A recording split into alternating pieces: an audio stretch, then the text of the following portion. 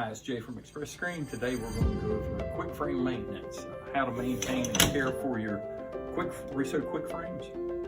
So we'll get started. The first thing you need to know about these frames is you need to protect them from water. Yeah, it won't hurt the frames themselves. They're made out of aluminum. But screws and the foam do not need to come in contact with any liquids, especially water. The screws themselves are coated. If they get any liquids on them, when they screw into the helicoil, it can cause them to lock up into place, so you don't want that to happen. We recommend these black coated screws. If you have some of the old silver ones, let us know. We can get the correct ones out to you. These are the updated screws for the frame. And for those who don't know, that is a 4mm hex that screws these guys in. The foam, how do you need to know when you change the foam? Well, like I said, if it gets wet, what will happen is it'll compress and then it will not expand, and therefore it's not holding your mesh any longer.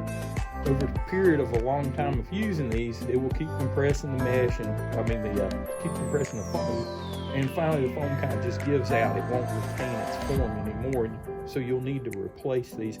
You can get a strip of this for $10. And it will do one strip will do a 21 by 23 frame.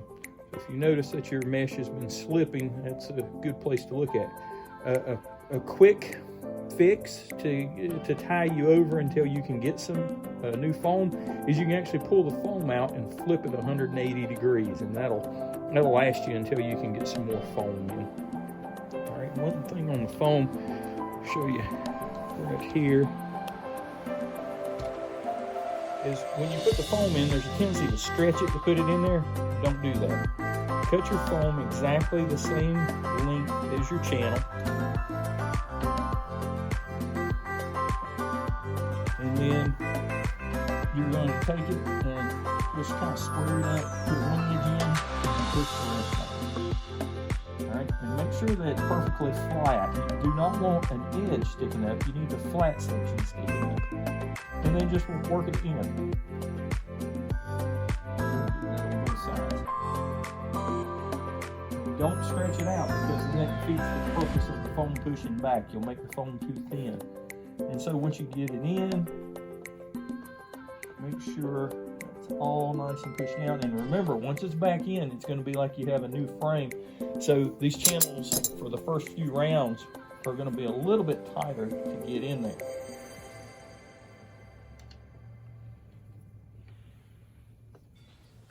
And now you're in. And back to new.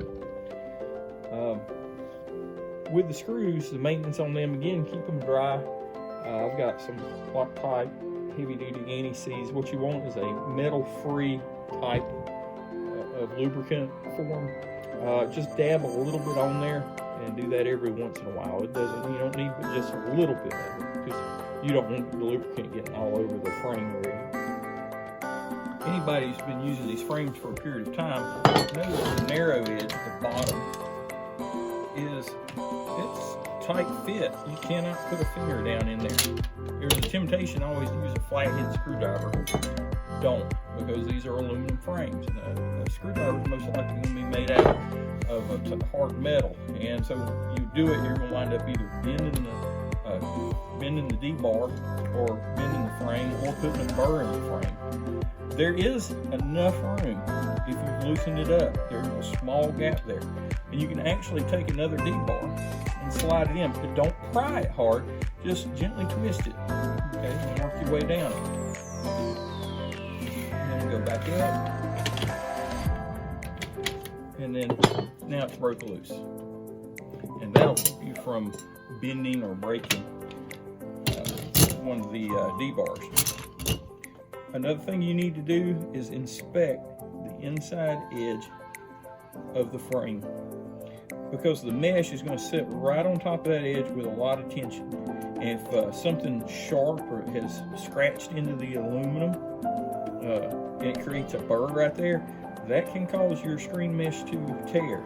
And so you want to inspect that inside lip all the way around every once in a while and make sure. You can take a piece of emery cloth and sand that out. You don't want to go too deep, but just sand it out and check the corners too, because a lot of times you'll see them burr up right there in the corners where people pried on it. That's it. That's about all the maintenance. Do keep an eye on them. If you take care of them, they will give you plenty of printing life. Thanks, and appreciate you guys joining me.